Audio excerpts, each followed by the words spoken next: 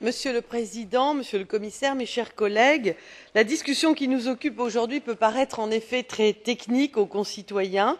Elle l'est effectivement, et pourtant l'harmonisation des règles de sécurité et l'interopérabilité des véhicules ferroviaires constituent bien, au fond, une préoccupation majeure de nos concitoyens européens dans leur quotidien.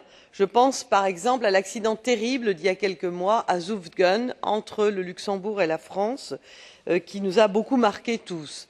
Si nous voulons répondre aux défis à relever, notamment en matière de changement climatique, si nous voulons réduire les émissions de gaz à effet de serre et favoriser le transfert modal, c'est-à-dire diminuer le transport de marchandises par route en faveur d'autres modes de transport moins polluants, il nous faut faire disparaître un certain nombre de barrières techniques actuelles.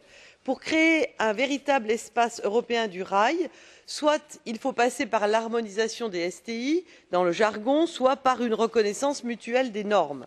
Actuellement, les procédures d'homologation nationale du matériel roulant s'avèrent trop longues et trop coûteuses, et il nous faut faciliter les procédures administratives, réduire les délais et tout faire pour harmoniser aussi les règles nationales de sécurité qui participent parfois, sans fondement réel au fond, à des restrictions très importantes à la circulation. Je souhaite chaleureusement remercier bien sûr nos rapporteurs Paolo Costa et Josu Ortuondo pour les travaux qu'ils ont conduits avec brio, d'autant plus que cela semble satisfaire globalement l'ensemble de nos groupes politiques et nous nous orientons, je l'espère, vers un accord avec le Conseil en première lecture. Je voudrais faire 3 observations rapides. Tout d'abord, en premier lieu, je me réjouis que nous soyons parvenus, comme le disaient l'ensemble de mes collègues à l'instant, à une plus grande lisibilité.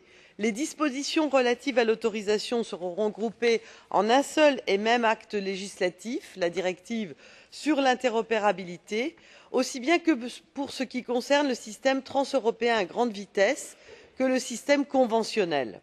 Deuxième observation, je me réjouis bien sûr également qu'un certain nombre de principes a priori très techniques mais très importants pour notre sujet aient pu être adoptés en ce qui concerne l'homologation notamment, l'acceptation croisée du matériel roulant, sauf en cas d'exigence découlant de caractéristiques spécifiques du réseau local, l'obligation aussi pour l'autorité nationale de démontrer le risque réel encouru en matière de sécurité, le rôle de l'agence pour le recensement et la classification des règles nationales en matière de clarification.